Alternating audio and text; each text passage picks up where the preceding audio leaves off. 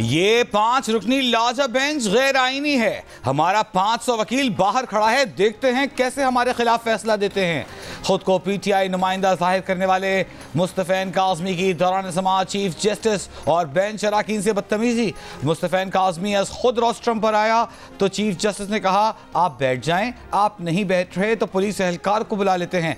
मुस्तफ़ैन काज़मी बोले आप कर भी यही सकते हैं। जस्टिस जमाल मुंतखिल ने बानी पीटीआई के वकील अली जफर से कहा आपके रवैये से जो थोड़ी बहुत हमदर्दी थी वो भी खत्म हो गई। चीफ जस्टिस ने कहा आप आएं और हमें बेइज्जत करें, हम हरगिज़ बर्दाश्त नहीं करेंगे। बैरिस्टर अली जफर बोले मैं तो बड़े आराम से बहस कर रहा था और आप भी आराम से सुन रहे थे। चीफ जस्टिस ने मुस्तफ़ैन काज़मी को कमरे अदालत से बाहर निकालने का हुक्म दे दिया। सुप्रीम कोर्ट में आर्टिकल 63 नजरसानी केस की समाअत। वकील अली जफर की बानी पीटीआई से मुशावरत के लिए मुलाकात की इजाजत देने की इस्तदा। चीफ जस्टिस ने कहा आपको मुशावरत करनी थी तो कल बताते, अदालत कोई हुक्म जारी कर देती। अली जफर बोले यकीन था आप मुलाकात की इजाज़त नहीं देंगे। इससे पहले 63 तफसीली फैसले से मुतालिक रजिस्ट्रार की रिपोर्ट अदालत में पेश की गई। सदर supreme court bar Shahzad Shaukat ने बताया कि तफसीली फैसला 14 अक्टूबर 2022 को जारी हुआ। तफसीली फैसले के इंतजार में नजरसानी दायर करने में ताख़ीर हुई। मफाद आमा के मुकदमात में ताख़ीर को नज़रअंदाज किया जा सकता है।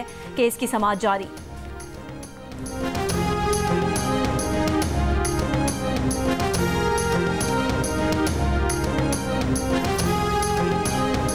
इस्लामाबाद के 3 हलकों में मुबैना धांधली के खिलाफ पिटिशंस पर समाअत की कॉज लिस्ट मनसूख।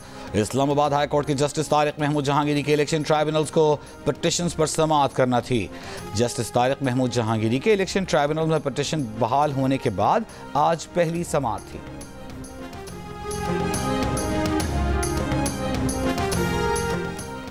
बैलिस्टिक मिसाइल हमलों के रद्द-ए-अमल में इसराइल ईरान में तेल की पैदावार और दिफाई अहदाफ को निशाना बना सकता है। इसराइल की ईरान को संगीन नताइज की धमकी। अमरीकी मीडिया का दावा है इसराइल चंद रोज़ में ईरान पर हमला करेगा। इसराइल के मुमकिना हमले से खित्ते में जंग फैलने के खदशात। ईरान के सुप्रीम लीडर ने खबरदार किया है कि ईरान की जानिब से अगला हमला इससे कहीं ज़्यादा तकलीफदेह साबित होगा। ईरानी फ़ौज ने कहा इसराइल की पुष्ट पनाही करने वालों ने बराह रास्त मुदाखलत की तो उनके अड्डों और मफादात को निशाना बनाएंगे। ईरानी वज़ीर ख़ारजा अब्बास अराक्ची ने कहा कि इसराइल और इत्तेहादियों की जानिब से किसी भी इक़दाम का सख्त जवाब मिलेगा। हमारी मुसल्लह अफ़वाज सेहूनी हुकूमत के मुमकिना इक़दामात के लिए तैयार हैं। इसराइली वज़ीर आज़म ने कहा कि ईरान ने बड़ी गलती की है, ईरान को कीमत चुकाना होगी। इसराइल पर ईरानी मिसाइल हमला नाकाम रहा।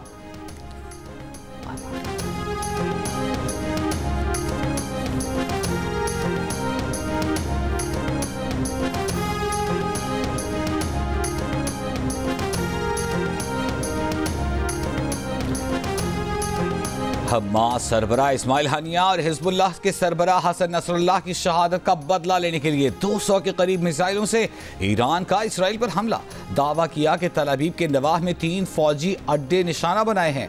इसराइल के नवातम फौजी अड्डे पर 20 F-35 तैयारे तबाह हुए। बहरे रूम में इसराइली गैस प्लेटफॉर्म पर भी हमले का दावा। अमेरिका ने मिसाइल हमले रोकने में मदद दी। पेंटागन ने कहा है कि इसराइल पर ईरान का ताज़ा हमला पिछले हमले से 2 गुना बड़ा था। अमेरिकी बहरिया ने ईरानी मिसाइल को मार गिराने के लिए 10 से ज़ायद मिसाइल फायर किए। इसराइली अखबार का कहना है कि उर्दन ने भी ईरानी मिसाइल नाकारा बनाए। इसराइल की ईरान को संगीन नताइज की धमकियां। कहा ईरान को हमले की भारी कीमत चुकाना होगी।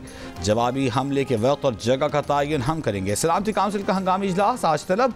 इसके अलावा खलीज ताउन काउंसिल का गैर मामूली इजलास भी आज दोहा में तलब कर लिया गया।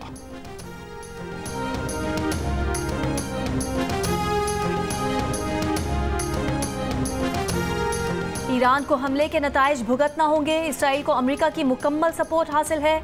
अमेरिका इसराइल के दिफा में मदद के लिए तैयार है। अमेरिकी सदर जो बाइडन का ऐलान। कहा कि ईरान का हमला बज़ाहिर नाकाम रहा है।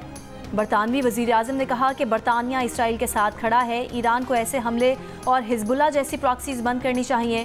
फ्रांस, जर्मनी और यूरोपीय यूनियन की भी ईरान के हमले की मज़म्मत। खित्ते में फौरी जंग बंदी की ज़रूरत पर जोर।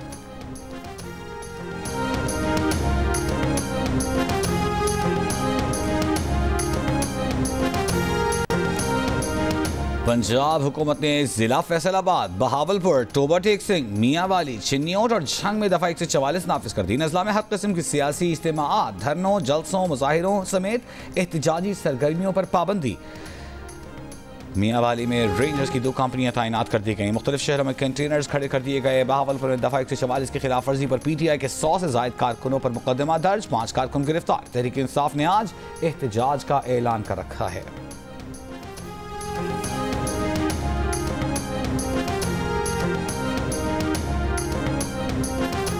इंट्रा पार्टी इलेक्शन केस में PTI की दरख्वास्त पर इलेक्शन कमीशन ने 22 अक्टूबर तक मजीद मोहलत दे दी। समाअत मुलतवी।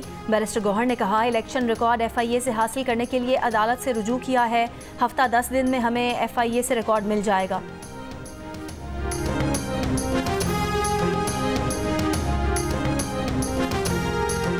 इंट्रा पार्टी का मामला जमहूरियत की बुनियाद है। PTI ने इंट्रा पार्टी इलेक्शन के नाम पर नाटक किया। बानीवी रुकन PTI अकबर बाबर की इलेक्शन कमीशन के बाहर मीडिया से गुफ्तगू। कहा, इंतशार की सियासत मुल्क को नुकसान पहुंचा रही है। पाकिस्तान में इंतशार की सियासत का मुतहम्मिल नहीं हो सकता। इंतशार की सियासत मुल्क को अदम इस्तेहकाम का शिकार करने का एजेंडा है। मुल्क में बड़ी कॉन्फ्रेंस होने वाली है, इसलिए इंतशार की सियासत की कॉल दी जा रही है। कानून पास करें कि जब गैर मुल्की शख्सियात आएँ या कॉन्फ्रेंस हो तो इस्लामाबाद में धरने पर पाबंदी हो।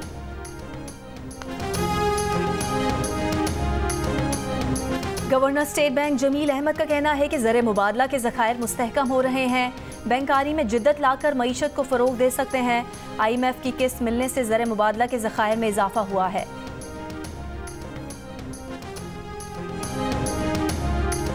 बलूचिस्तान के जिला हरनाई में दहशतगर्दों के खिलाफ सिक्योरिटी फोर्सेस का कामयाब ऑपरेशन। BLA के 6 दहशतगर्द हलाक।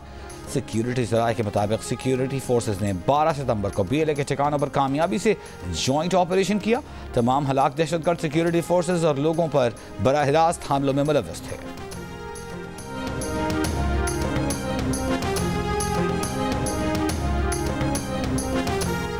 कोयटा में स्पेनी रोड पर नामालूम अफराद की फायरिंग से जख्मी एक शख्स दम तोड़ गया। दूसरे जख्मी शख्स की हालत भी तशवीशनाक।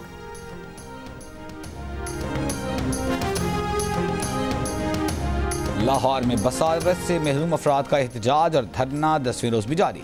गुज़िश्ता रोज ऐवान वज़ीर आला के सामने क्लब चौक एहतजाजी धरने के दौरान मुजाहिरीन की पुलिस के साथ झड़पों में चंद अफराद जख्मी भी हुए थे।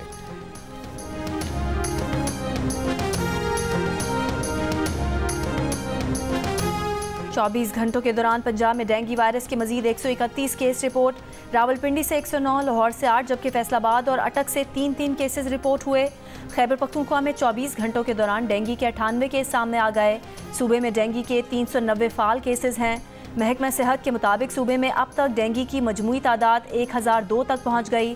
612 मरीज सेहतयाब और 2 अमवात हुई।